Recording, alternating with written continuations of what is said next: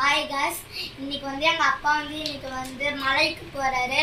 அதனால இன்னைக்கு நான் சப்பாத்தி, இட்லி, அப்புறமா அதெல்லாம்